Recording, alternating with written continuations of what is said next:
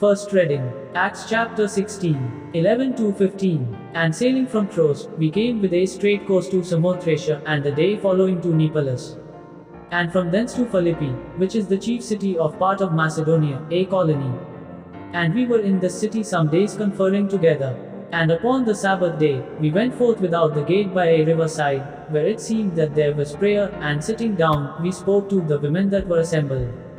And a certain woman named Lydia, a seller of purple, of the city of Thyatira, one that worshipped God, did hear, whose heart the Lord opened to attend to those things which were said by Paul. And when she was baptized, and her household, she besought us, saying, If you have judged me to be faithful to the Lord, come into my house, and abide there.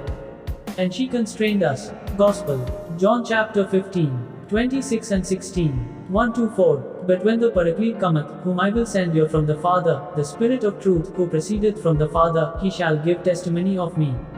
And you shall give testimony, because you are with me from the beginning.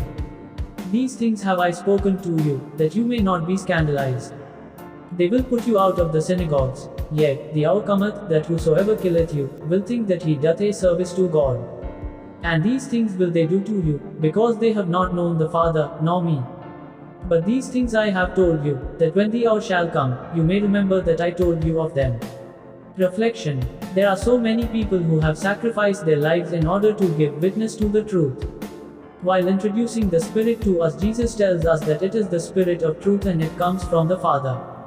The Spirit will give witness to Jesus, and prove the words that Jesus spoke. Whoever receives the Spirit of truth will also receive the responsibility of witnessing the truth. Jesus is the truth of whom we have to become the witnesses.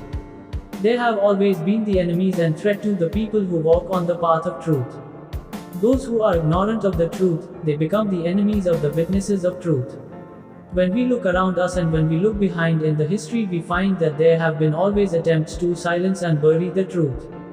The person who leaves and gives up the way of evil and lies and tries to walk on the path of truth, that person has to face so many difficulties and challenges.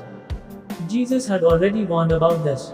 He even told that those people who persecute the people who are walking on the path of truth, they will think that by persecuting them they are doing the work of God. Father Stan Swami is an example for us as a warrior for truth. Amen.